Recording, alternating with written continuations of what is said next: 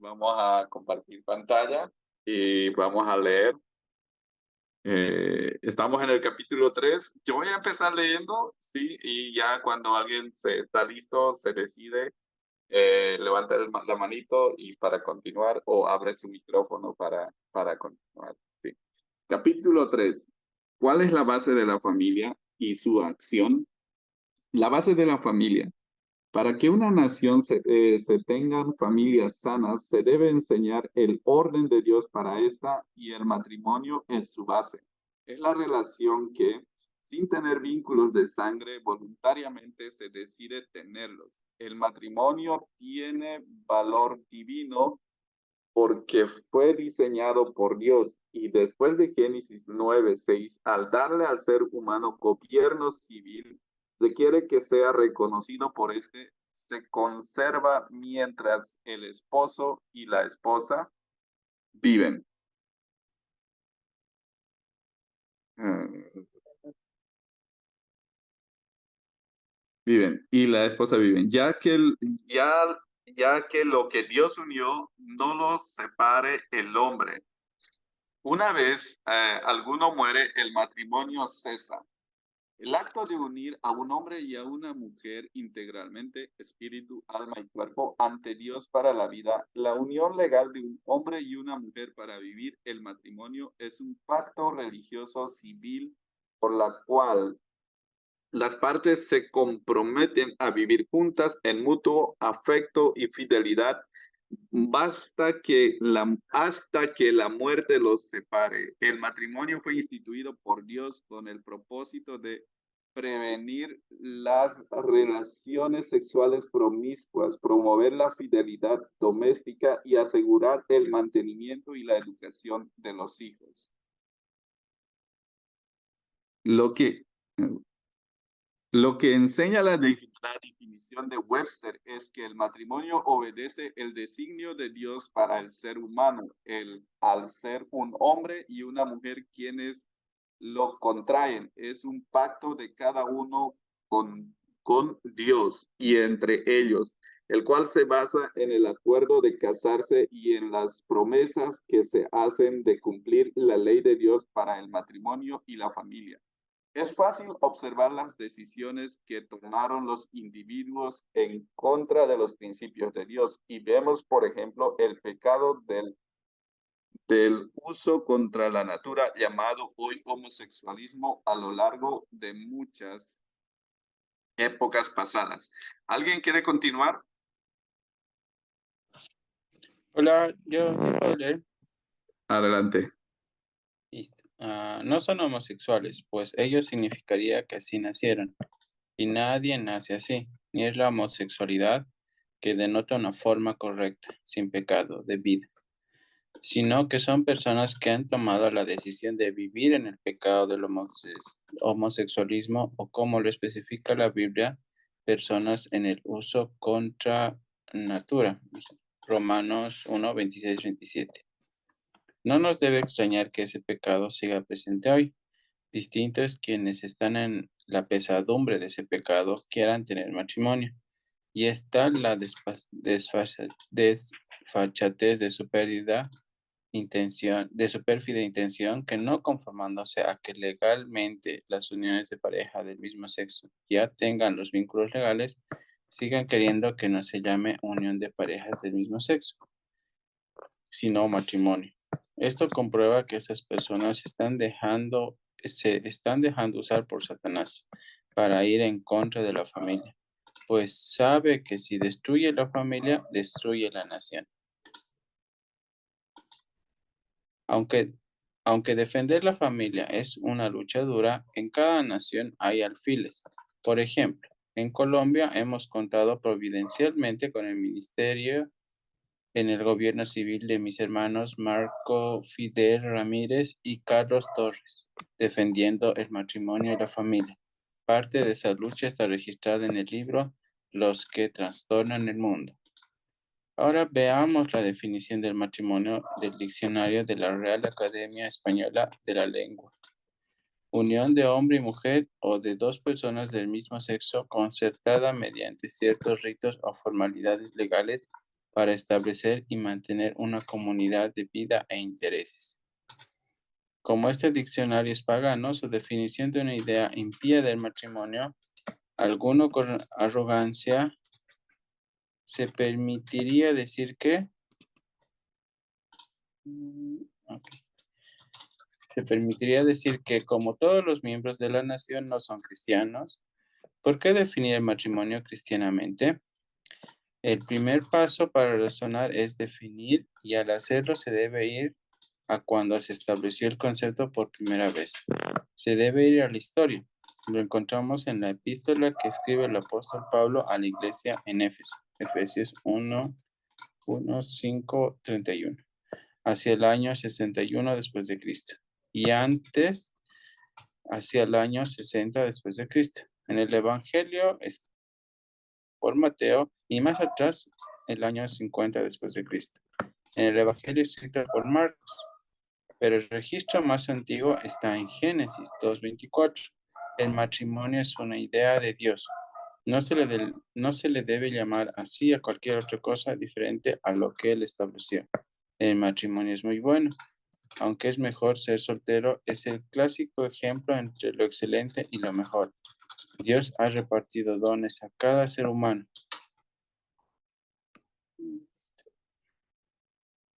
Y es deber de todo cristiano usarlos en la extensión del reino de Dios. ¿Alguien quiere continuar? Yo puedo continuar. Dale. A algunos ha repartido el don de continencia para ser solteros y que se dediquen completamente a las cosas de Dios, según 1 Corintios 7:7 y 32 y 34. Esta es la razón por la que debemos honrar a quienes han sido escogidos para tan alto menester. El don de continencia no es que no admires la belleza en el otro sexo, sino que al hacerlo no involucre tus sentimientos. Si Dios no te dio ese don, debes casarte. 1 Corintios 7:9. Y formar una familia. Y va a ser para la gran mayoría. Ello es normal. La normalidad es un concepto de la estadística donde el 95% de la muestra cumple. Es decir, que casi todos van a ser llamados a formar una familia, pues Dios está buscando una descendencia para él. Aunque el casado también es llamado al ministerio, el soltero tiene más tiempo y puede ser más efectivo, mientras que el casado se debe dedicar a las cosas del mundo, a protegerse de estas y cómo agradar a su cónyuge.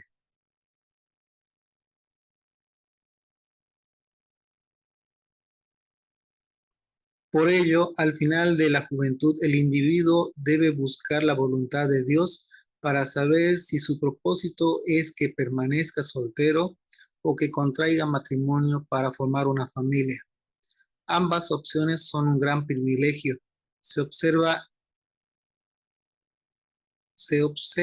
es a personas solteras que se sienten frustradas y ello sucede porque no le preguntaron a Dios si ese era su llamado o por seguir los lineamientos del mundo. Pensaron que debían casarse y como no lo lograron, así se sienten. También cuando Dios los llama a casarse, pero por priorizar en aspectos como estudiar, trabajar, viajar, etcétera, no lo hicieron, o porque estaban esperando al príncipe azul y les llegó el príncipe celeste y lo rechazaron, o estaban esperando una reina de belleza que no encontró. El ser llamado a ser soltero o a formar una familia se debe llevar con la frente en alto, pues es obediencia a Dios. Con lo anterior no quiero decir que el matrimonio sea algo malo. Por el contrario, es diseño de Dios para lo bueno. Pueden haber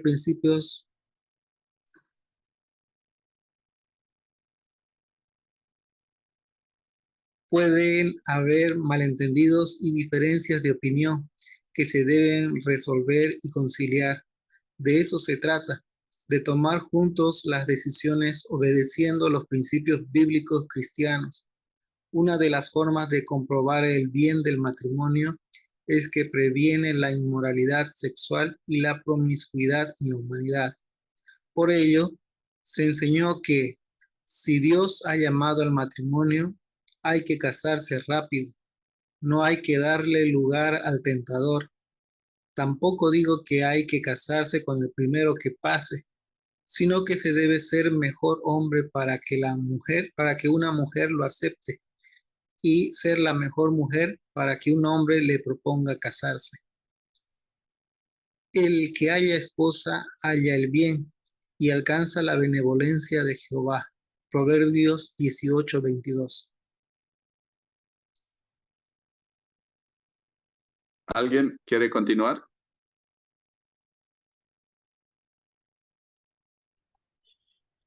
Yo puedo continuar. Entonces dice, en el ¿No? matrimonio hay felicidad. Si en los esposos hay tensiones, la familia es afectada. Puede haber desacuerdos, pero hay que resolverlos. No se debe llegar al conflicto. Efesios 4:26. Esta verdad es tan clara que evitará muchos problemas. La razoné por primera vez en mi escuela de discipulado y entrenamiento misionero EDE, en la base de Juventud con una misión en Florida Blanca, Santander, Colombia. Fue una enseñanza con el misionero Luis Alfredo Ayala. Él, Luz y su esposa y su familia fueron pioneros de las misiones colombianas al África. Él únicamente enseñaba una clase en toda la escuela. Fue un sábado y duró 90 minutos, pero fue tan convincente que aún resuena en mi cabeza. Nos enseñó que como equipo misionero podemos tener el llamado, la misión, la oración, el dinero, el plan, todo, pero que el trabajo misionero se daña es por las relaciones entre el equipo. Porque al ser una comisión, el trabajo se hace junto con otros.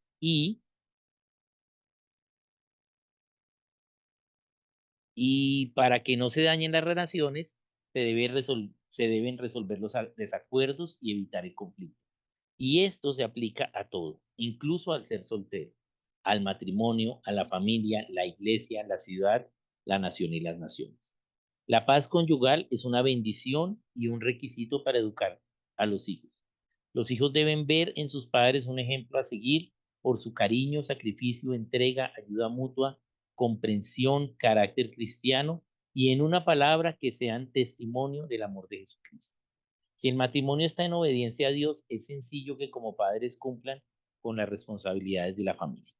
En América Latina hay muchos casos en los que alguno de los cónyuges abandona el hogar o si están presentes no ejercen su responsabilidad. La iglesia tiene un trabajo en lograr que los cristianos practiquen los principios de la paternidad y vivan tal libertad que los paganos la anhelen. Entonces preguntarán la razón de ello, por lo que se les predicará el evangelio. Y a aquellos que lo reciban se les discipulará en los principios del reino. Mateo 24:14. El matrimonio es algo muy serio. Dios lo diseñó como un pacto de ley natural para la humanidad y para el cristiano, además de ley cristiana, es decir, un pacto con Dios. En ambos casos es un compromiso hasta que la muerte los separe. ¿No habéis leído que el que los hizo al principio, varón y hembra los hizo? Y dijo, por esto el hombre dejará padre y madre y se unirá a su mujer, y los dos serán una sola carne. Así que no son ya más dos, sino una sola carne. Por tanto, lo que Dios juntó, no lo separe el hombre. Mateo 19:4 al 6. Siguiente, ¿quién quiere leer? Ok. En algunos casos, por el pecado de alguno de los cónyuges y ante su no arrepentimiento, se hace necesaria la separación entre ellos, mas no con esto se acaba el pacto matrimonial. Por ejemplo, si hay violencia entre ellos y está en peligro la vida de alguno, esto no es una licencia para separarse por cualquier incidente, pues es algo que Dios no quiere. En 1 Corintios 7:5 dice, no os neguéis el uno al otro, a no ser por algún tiempo de mutuo consentimiento, para ocuparos sosegadamente en la oración y volver a juntaros en uno, para que no os tente Satanás a causa de vuestra incontinencia.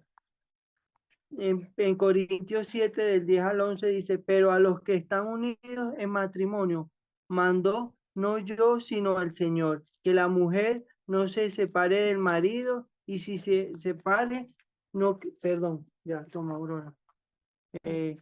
Y si se separe, quédese sin casar o reconcíliese con su marido, y que el marido no abandone a su mujer. Se debe tratar por todos los medios de evitar la separación, pero en algunos casos, por la dureza de nuestro corazón, se hace necesaria. El cónyuge afectado debe orar por el arrepentimiento del otro y esperarlo hasta que vuelva arrepentido o hasta que éste muera. No, Aurora, pero es la muerte, es lo único que termina el pacto matrimonial. Hija, estamos aquí leyendo. Mateo 5, 31, 32 dice, también fue dicho, cualquiera que repudie a su mujer, dele carta de divorcio, pero yo os digo que el que repudia a su mujer, a no ser por causa de fornicación, ya, ahorita te damos más, hace que ella adultere, y el que se casa con la repudiada comete adulterio. En Cristo, al haber recibido un corazón de carne en lugar del de piedra que teníamos, Ezequiel 11:19, por ejemplo, podemos perdonar el pecado de fornicación y recibir a esa persona para casarse, presentándosela santa el día de la boda, en lugar de repudiarla. Es lo que el Señor Jesucristo hace con nosotros como la iglesia, que a pesar de toda nuestra infidelidad, Él no nos deja, no nos abandona, sino que nos espera para presentarnos como iglesia santa.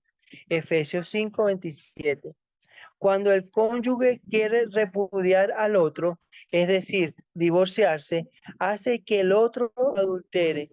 Podrían separarse, pero el vínculo matrimonial no se acaba. Y si el cónyuge causante de la separación por su pecado de cometer actos inmorales, como por ejemplo el adulterio, se casa, con quien se casa, aquella persona también adultera. Entonces vinieron a él los fariseos, tentándole y diciéndole, ¿es lícito al hombre repudiar a su mujer por cualquier causa? Él respondiendo les dijo, ¿no habéis leído que el que él los hizo al principio, varón y hembra, los hizo y dijo, por esto el hombre dejará padre y madre y se unirá a su mujer y los dos serán una sola carne? Así que no son ya dos, sino una sola carne. Por tanto, lo que Dios juntó, no lo separe el hombre. Le dijeron, ¿por qué pues mandó Moisés dar carta de divorcio y repudiarla? Él les dijo, por la dureza de vuestro corazón, Moisés os permitió repudiar a vuestras mujeres, mas al principio no fue así. Y yo os digo que cualquiera que repudia a su mujer, salvo por causa de fornicación, y se casa con otra adultera, y el que se casa con la repudiada adultera. Mateo 19, del 3 al 9. Ok, Continúa. ok, gracias. Dice quien ¿Alguien? repudia, Adelante, adelante, adelante. Mi esposa. aquí, Adelante, hermana, puede continuar.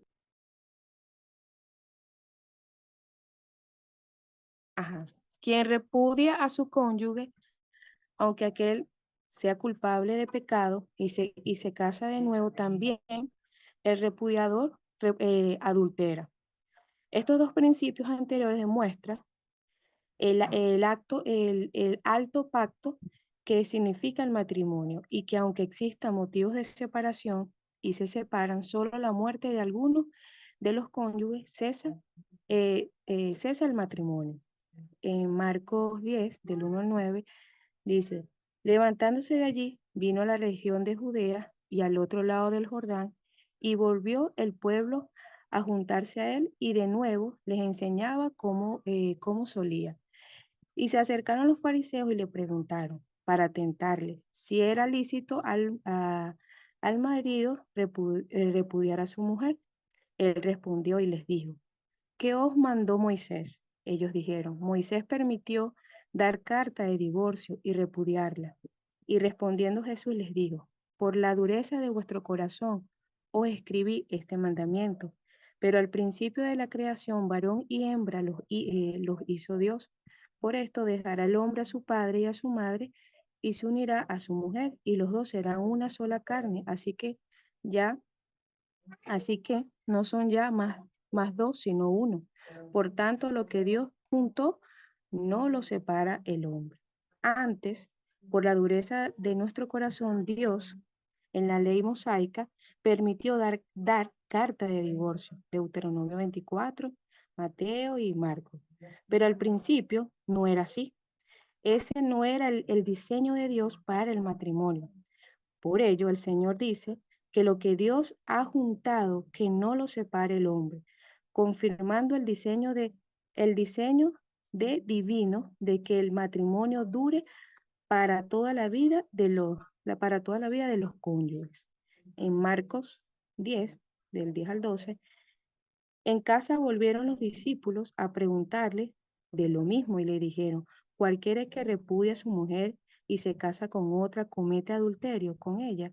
Y si la mujer repudia a su marido y se casa con otro, comete adulterio. Note que ante la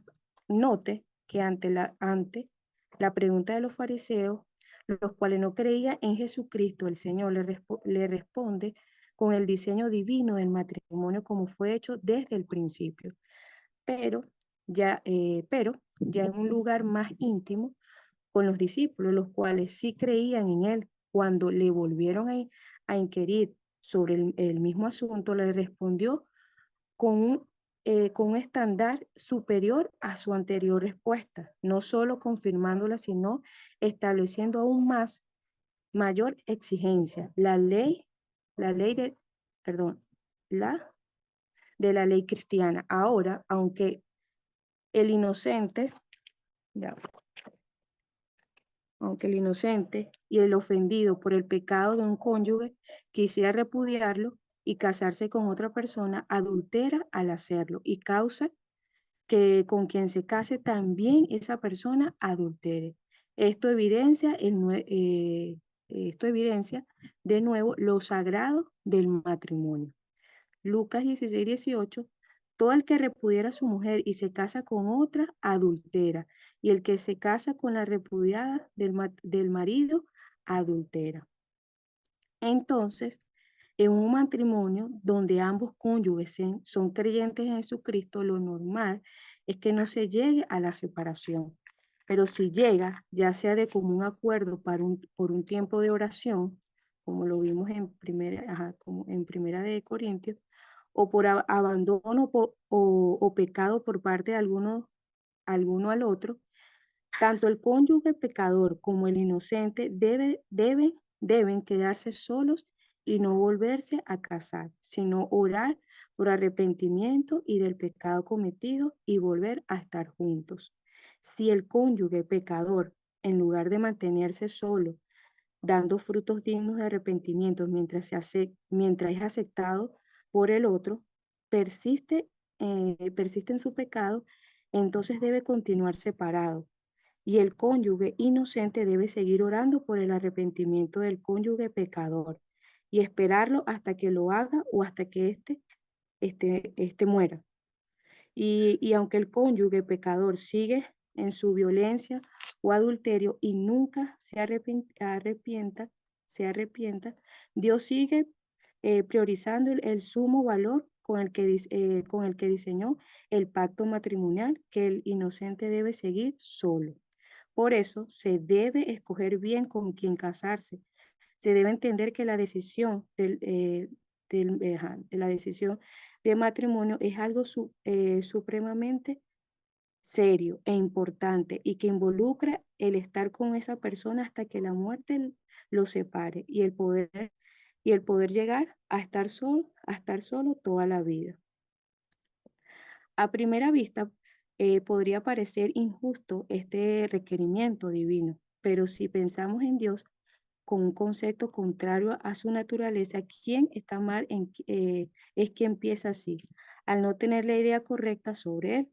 Si una de las posibles situaciones del matrimonio es poder llegar a estar solo por causa del pecado de los cónyuges, entonces se debe elegir lo mejor posible para que el estar solo no suceda fácilmente y no ser engañados por algunos que se diga cristiano y termina escogiendo a alguno para casarse que estaba entre nosotros, pero que no era de nosotros. Primera de Juan 2:19. Es decir, a un cristiano, a un cristiano como yo les digo.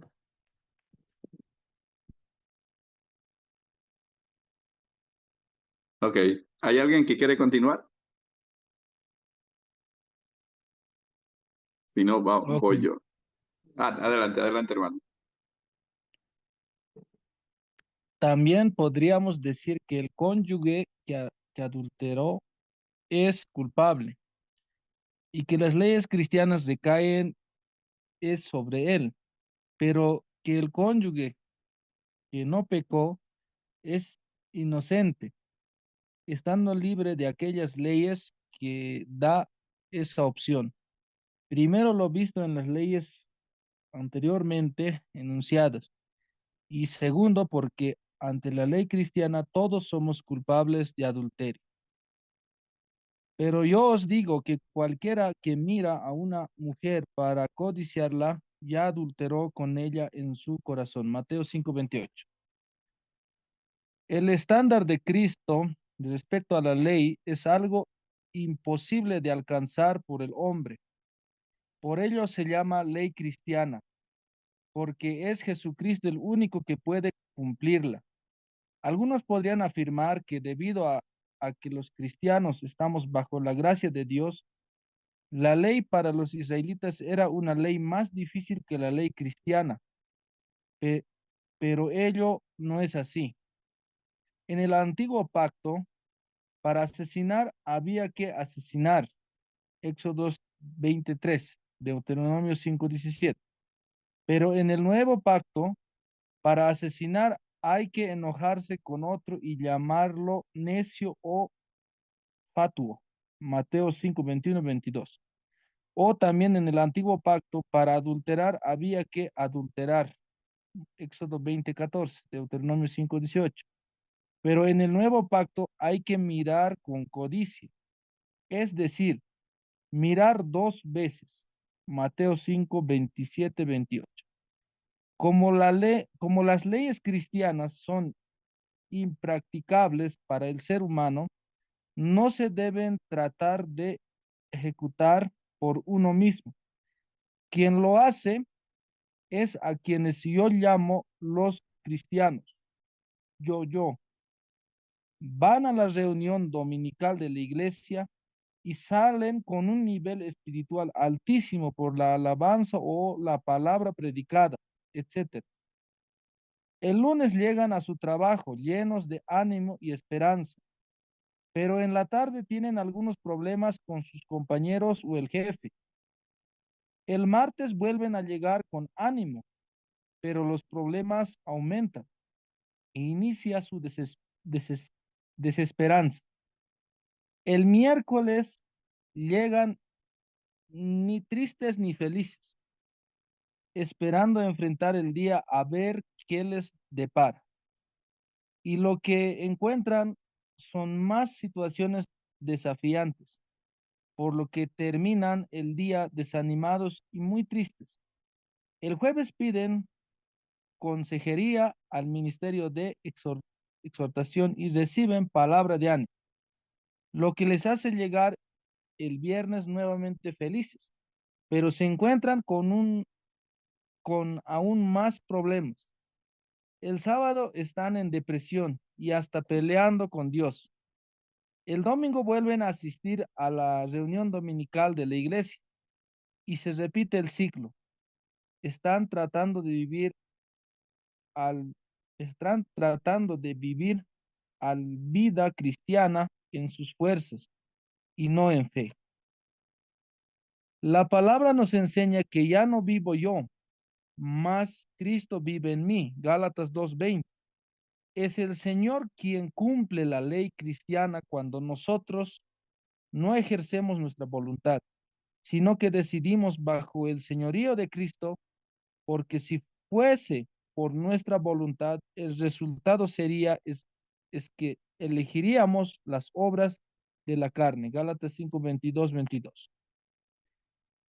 Por lo que ninguno es inocente ante las anteriores dos citas bíblicas de la ley cristiana respecto al asesinato y al adulterio. Todos nos hemos enojado con alguien y todos hemos mirado al menos 2 veces.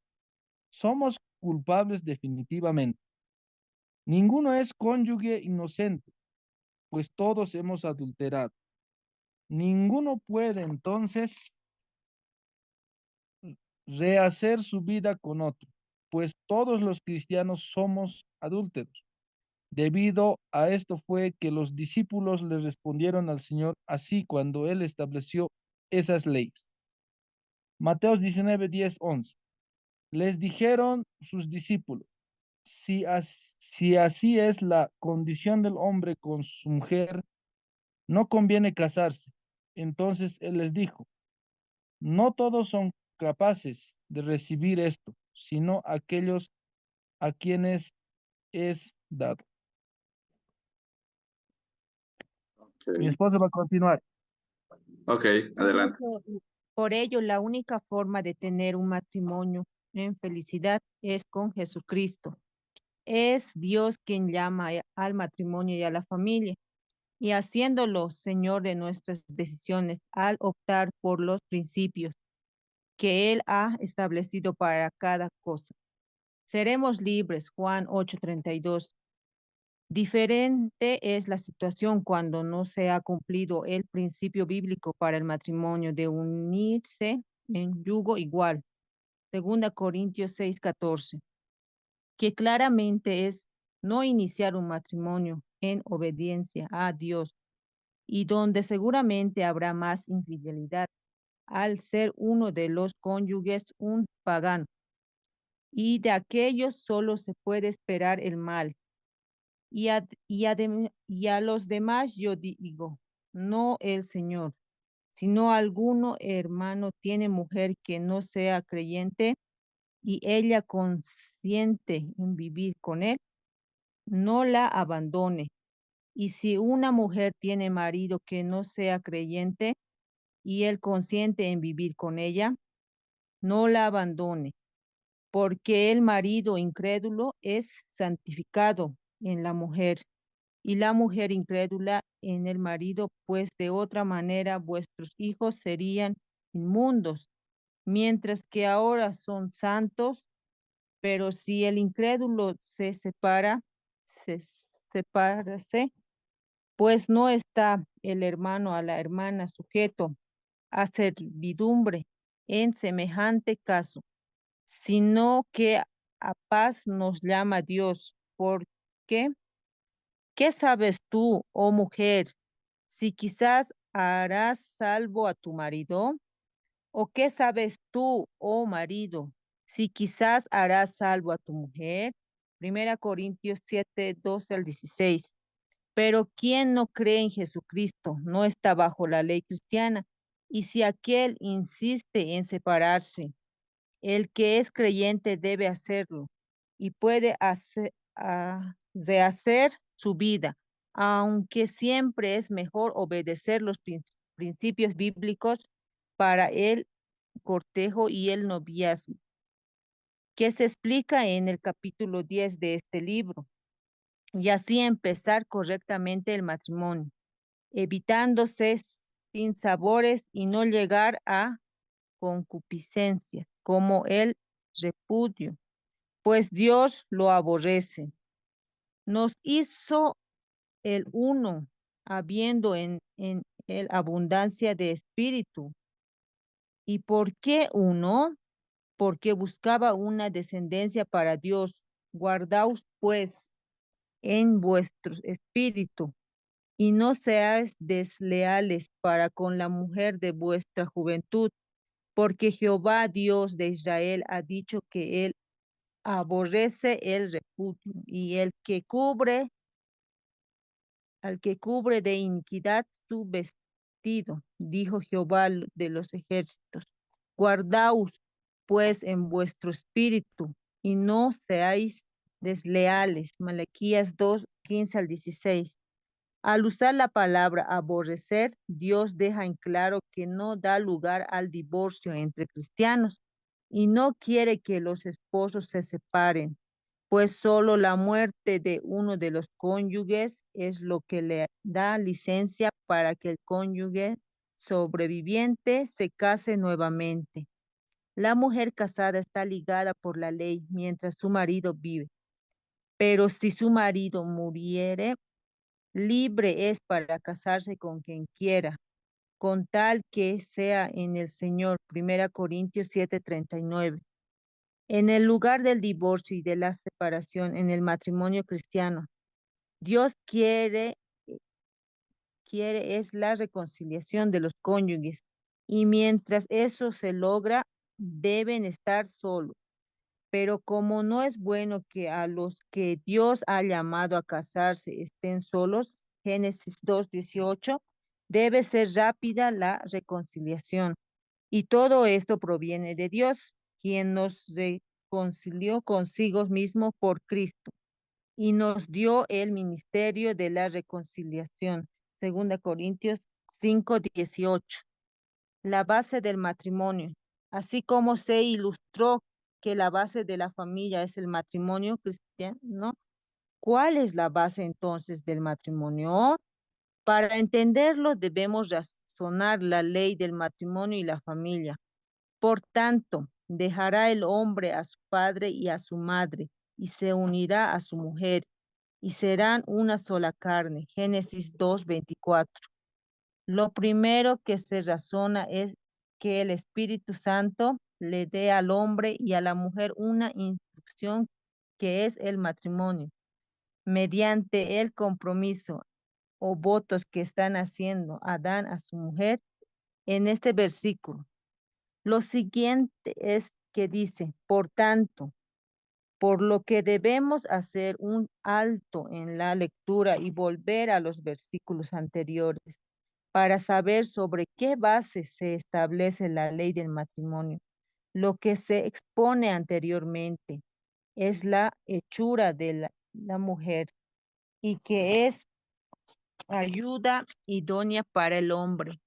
Dios le está diciendo, por tanto, que la mujer es ayuda idónea para el hombre. Él dejará a su padre y a su madre y liderará una nueva familia, uniéndose a su mujer y serán uno. Esa unión es el matrimonio. Hasta ahí.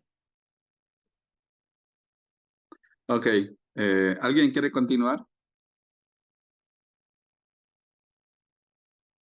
Entonces yo continúo mientras van pensando. Ya. Y bueno, Ya, ya. Percátese que quien empieza a hacer acciones en pro del matrimonio es el hombre. El matrimonio lo inicia el hombre tomando la decisión de dejar a su padre y a su madre y trabajando para ser la mejor persona para alguien. Entablan una amistad para luego comprometerse como novios al matrimonio. Al hombre le fue dado el poder de escoger a quién proponerle a ser su esposa, si está dispuesto a dar su vida por ella. debe de tener el poder de escoger por quién lo hará.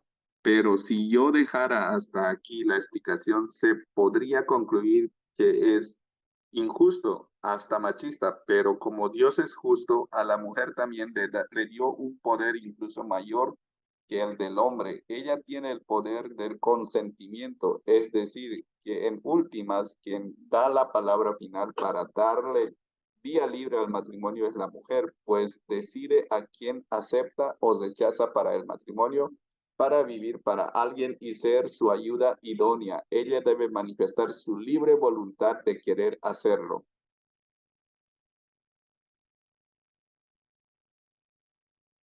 Le propuse matrimonio a Mónica y me dijo que sí, qué alegría.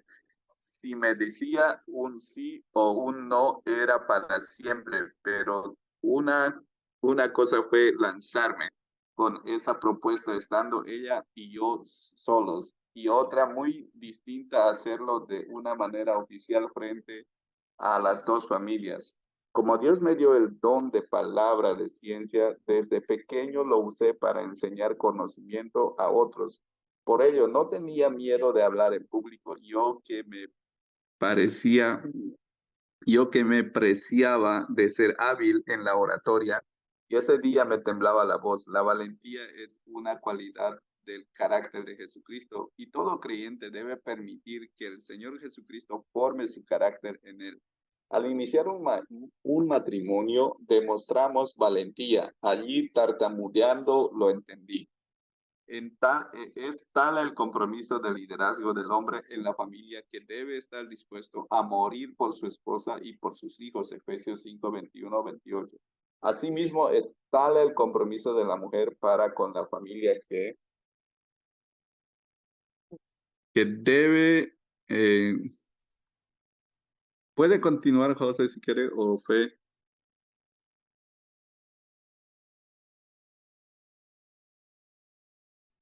Ok. Debe estar resuelta a vivir.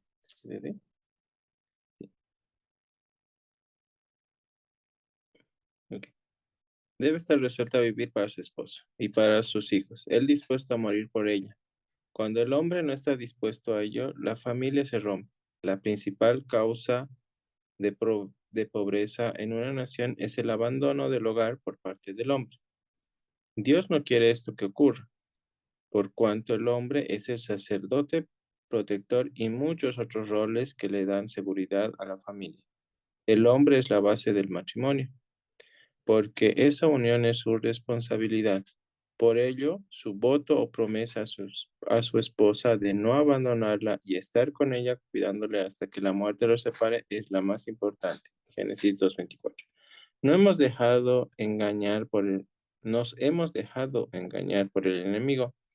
En las bodas, si acaso se ve al novio, toda la atención está sobre la novia. Es lo que nos ha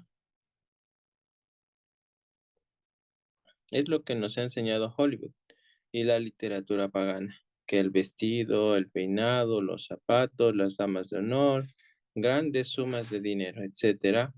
Hasta es común que los invitados no asistan a la ceremonia y solo lleguen a la recepción. Estamos deslumbrados por lo externo y superfluo. No estoy declarando que el hombre ahora deba tener ese papel preponderante. Lo que abogo es que ambos contraen matrimonio. Por lo tanto, ambos son protagonistas y deben tener sus lugares. El hombre honrarlo por ser el responsable de la familia y a la mujer por ser la ayuda para ello. Otra de las acciones del maligno contra nosotros es que como iglesia no hemos reconocido la importancia del hombre en el matrimonio. Aunque predicamos que el hombre es el responsable de su familia, no animamos a que los hermanos que tienen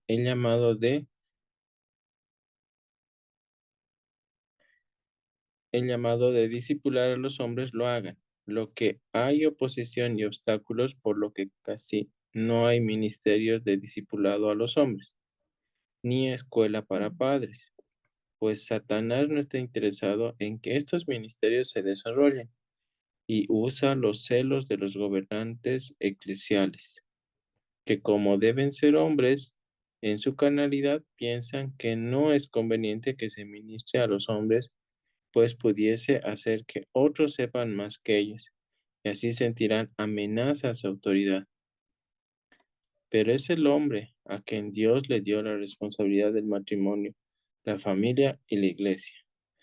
Vosotros, maridos, igualmente, vivid con ella sabiamente, dando honor a la mujer como vaso más frágil y como coherederas de la gracia de la vida, para que vuestras oraciones no tengan estorbo. 1 Pedro 3:7.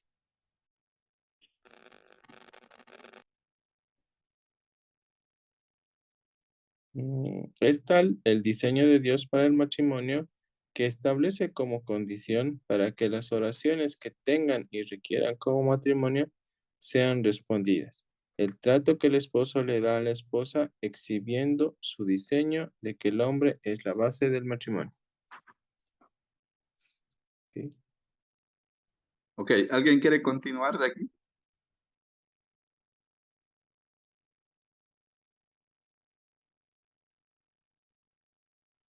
Para los que nos siguen en su libro, estamos en la página 61. La base del individuo. Finalmente, ¿cuál será la base del hombre cristiano? La pregunta más concreta sería, ¿cuál es la base que Dios diseñó para el individuo? Es Jesucristo. Juan 1, 2, 3, 1 Corintios 11, 3, Efesios 55, Colosenses 1, 16. Pero quiero que sepáis que Cristo es la cabeza de todo varón y el varón es la cabeza de la mujer y Dios es la cabeza de Cristo. 1 Corintios 11, 3. Como el Señor Jesucristo es la base de todo individuo y todo su ser es amor, cuando hablamos de familia, intrínsecamente hay un significado de amor, bienvenida, compañía, fraternidad y muchas cosas buenas, haciendo que incluso los más terribles asesinos tengan en alta estima a su familia. En una pandilla se respeta a los familiares de los miembros, pero una cosa es el amor a nuestros familiares y otra bien distinta es llegar a ser una familia de amor. Ello solo es consecuencia de la obediencia a los mandatos bíblicos por cada uno de sus integrantes. Para tener libertad debo someterme a los fundamentos que Dios estableció para el siguiente nivel de gobierno. 1 Timoteo 3:5. Así lo expresó Hugo Grotius en 1654, pensamiento que desarrolló John Locke y que fue vivido por los peregrinos. Quien no sabe cómo gobernar un reino no puede dirigir una provincia. Quien no sabe cómo sostener una provincia no puede ordenar una ciudad. Quien no sabe cómo ordenar una ciudad no puede regular una aldea. Quien no puede regular una aldea no puede guiar una familia. No puede un hombre gobernar bien una familia si no sabe cómo gobernarse a sí mismo. Ni puede ninguno gobernarse a sí mismo a menos que la razón sea su señor, voluntad y deseos sus vasallos. Ni puede la razón gobernar a menos que ésta sea gobernada por Dios y totalmente obediente a Él. Para que una persona se autogobierne, su razón debe estar sobre su voluntad y emociones, y esta solo es fiable si está gobernada por Dios. Al conocer y obedecer la verdad, estamos siendo libres. Juan 8:32. Autogobierno cristiano es obedecer voluntariamente la verdad, es someterse voluntariamente al señorío de Cristo, es el gobierno de Jesucristo en la vida del individuo. Libertad es poder decidir conociendo la verdad, asumiendo las consecuencias de tal decisión. Se traduce al idioma inglés como liberty, que es la libertad interna. No sé si sigo o alguien más va a leer. Puedes seguir, Oscar. Listo. La libertad interna y como freedom, que es la libertad externa.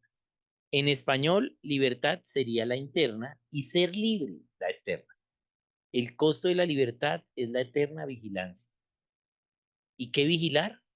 La vivencia de los principios divinos, y es en la familia donde se establece. Frecuentemente se enseña a la iglesia cristiana que el ser humano tiene libre albedrío, pero la realidad es que la palabra albedrío no está en la Biblia y no es propio del ser humano, pues no fue diseñado así. Para empezar a razonar se debe definir la palabra albedrío. La traducción de la palabra albedrío al inglés es la palabra whim, y el diccionario Webster 1828 la define como decidir sin tener en cuenta las consecuencias, decidir por capricho o deseo. Dios creó al hombre a su imagen y semejanza y lo dotó con la capacidad de decidir en su voluntad. Le dio libre voluntad, pero siempre le explicó cuáles serían las consecuencias de sus decisiones, aunque lo deja decidir libremente. Y mandó Dios al hombre diciendo, de todo árbol del huerto podrás comer, mas del árbol de la ciencia del bien y del mal no comerás, porque el día que de él comieres ciertamente morirás. Génesis 2, 16, 17. Mira, yo he puesto delante de ti hoy la vida y el bien, la muerte y el mal. Porque yo te mando hoy que ames a Dios, que andes en sus caminos y guardes sus mandamientos, sus estatutos y sus decretos, para que vivas y seas multiplicado y Dios te bendiga en la tierra a la cual entras para tomar posesión de ella. Mas si tu corazón se apartare y no oyeres y te dejares extraviar y te inclinares a dioses ajenos y les sirvieres, yo os protesto hoy de cierto, pereceréis.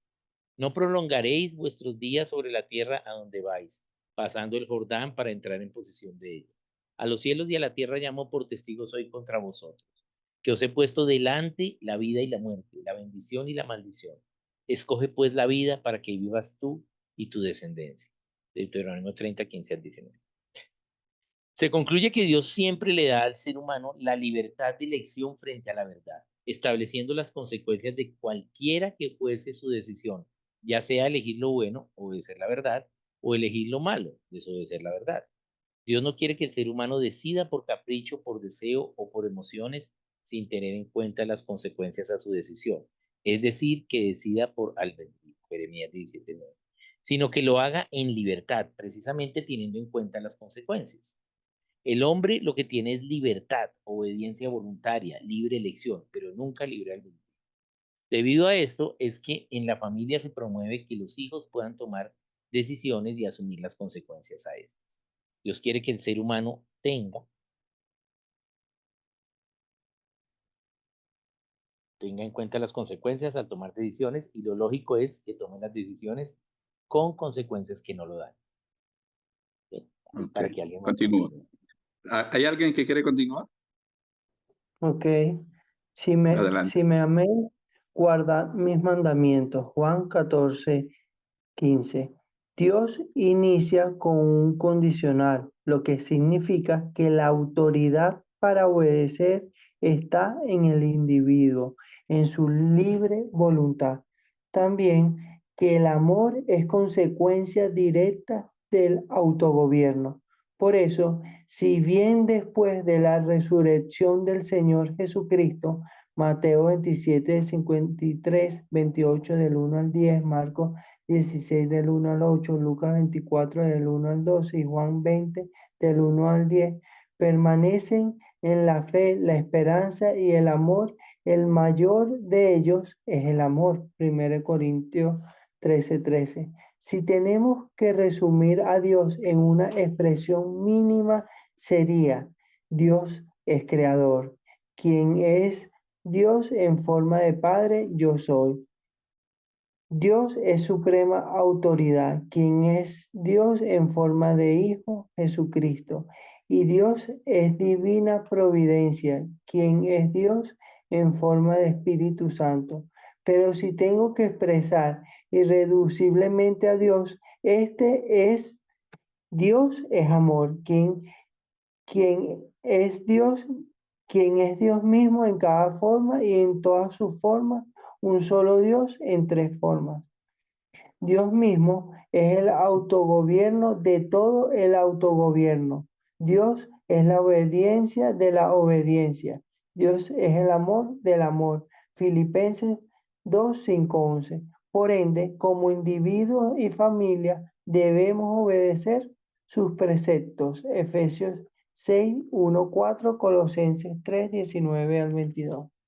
Hijos, obedeced en el Señor a vuestros padres, porque esto es justo. Honra a tu padre y a tu madre, que es el primer mandamiento con promesa, para que te vaya bien y seas de larga vida sobre la tierra. Efesios 6, 1, 3. Colosenses 3 del 18 al 20 dice, casadas, estad sujetas a vuestros maridos, como conviene en el Señor.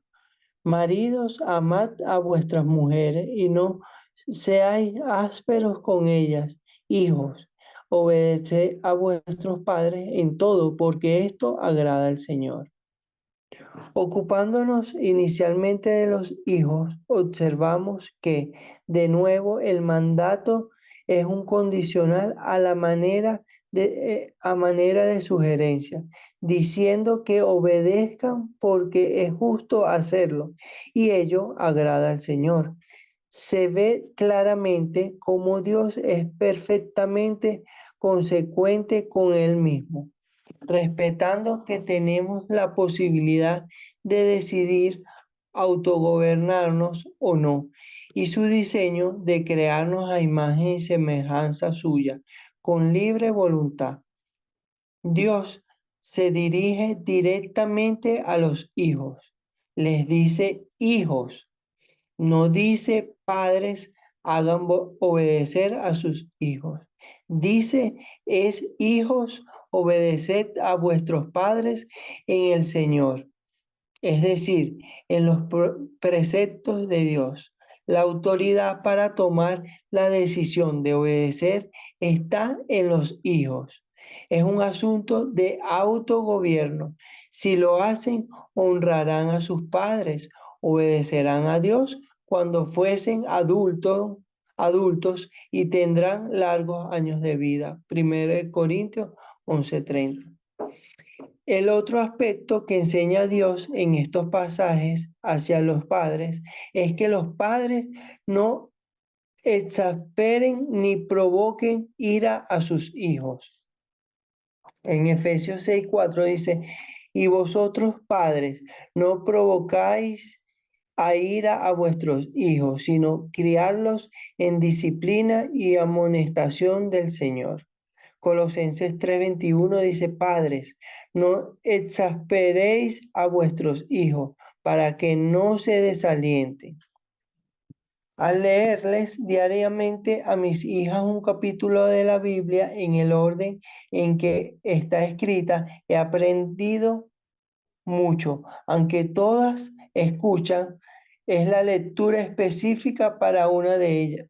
Aunque todas escuchan, es la lectura específica para una de ellas, por lo que escucharán la palabra de Dios al menos 3 veces, pues son 3 hijas. Como la fe viene por el oír la palabra de Dios, Romanos 17, ellas serán creyentes. Con mi hija mayor empezamos una vez que cumplió 5 años y terminamos un tiempo después de que cumpliera sus 8 años. Con Ana Paula iniciamos una vez cumplió 6 años. Y a la fecha que estoy escribiendo este libro, vamos en Proverbios. Después de leerles, les explico y les pregunto qué entendieron. Y luego oramos en agradecimiento a Dios por su mensaje. He podido ver la individualidad de cada una al responder lo que entendieron. María Claudia capta bien y explica con facilidad. Ana Paula tiene una capacidad de comprensión impresionante y explica con un grado de profundidad que sorprende por su edad, tanto en los hechos como en las implicaciones de estos en su propia vida. Laura Sofía explica algo en sus propias palabras y ora con fe. Cuando les leí que los hijos obedezcan a los padres, Efesios 6, 1, 3, Colosenses 3, 18, 20, pero también que los padres no exasperen a los hijos ni les provoquen ira, Efesios 6, 4, Colosenses 3, 21, en la explicación del pasaje hice hincapié en que los hijos obedezcan a los padres, pero María Claudia, haciendo contrapeso, enfatizó muy bien que los padres no exasperen a los hijos. Cada vez que les recuerdo que Dios quiere que ellas obedezcan, me retumba en la cabeza la voz de mi hija diciéndolo. Esos versículos no solo han sido herramienta para que razonen que se deben autogobernar, sino que también yo lo debo hacer. La familia es una comunidad de educación en autogobierno. Podría sonar como que hagan lo que quieran, pero en realidad la obediencia voluntaria de las leyes de Dios no es un estado de libertinaje o licencia sin límites y sin amor.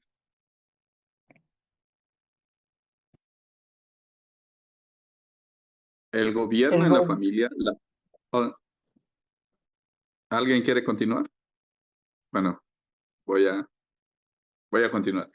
El gobierno en la familia. La forma de gobierno de Dios para el individuo es el autogobierno. Para todos los demás es la república, que significa representación del público. Por lo tanto, lo es para la familia, lo es. Los padres representan a Dios ante los hijos y los educan para Él. En la república, los representantes están bajo el poder de los representados. Entonces los padres están bajo Dios. 1 Corintios 11:13. Ese poder recibido de Dios es para proteger, mantener y educar a sus hijos.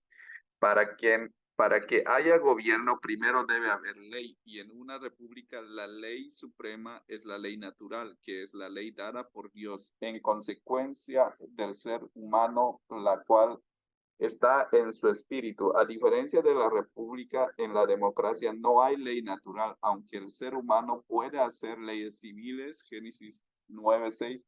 La libertad en una nación es directamente proporcional a que tan cercana están sus leyes a las leyes divinas.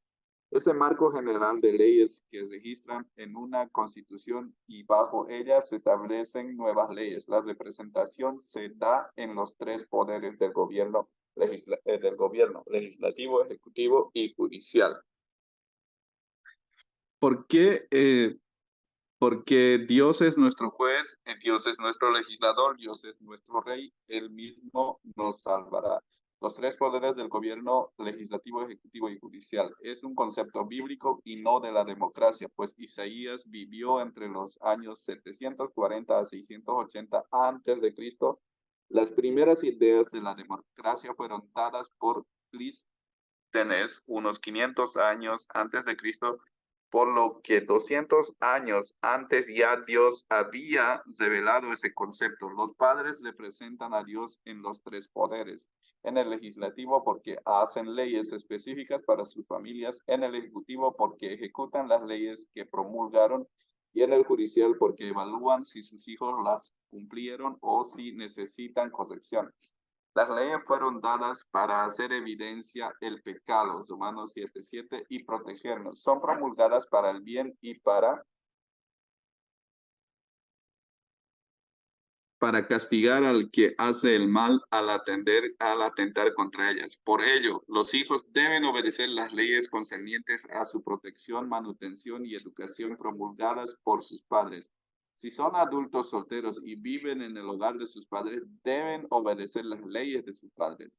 Una familia cristiana cumple su objetivo cuando ha evangelizado y discipulado a sus hijos y estos se autogobiernan bajo los principios de Dios en todos los que deciden. Así cuando alcancen la adultez puedan ser personas de testimonio de Jesucristo en sus vidas, bien sea que sean solteros o que formen familias aún mejores que de las que procedieron. Ese testimonio y madurez no se mide por los años ni por los conocimientos, se adquiere en la entrega y el servicio a los demás. Un ejemplo de servicio en familia son los misioneros David y Yanira Vargas, que junto con su familia sirven en Jucum, Lima.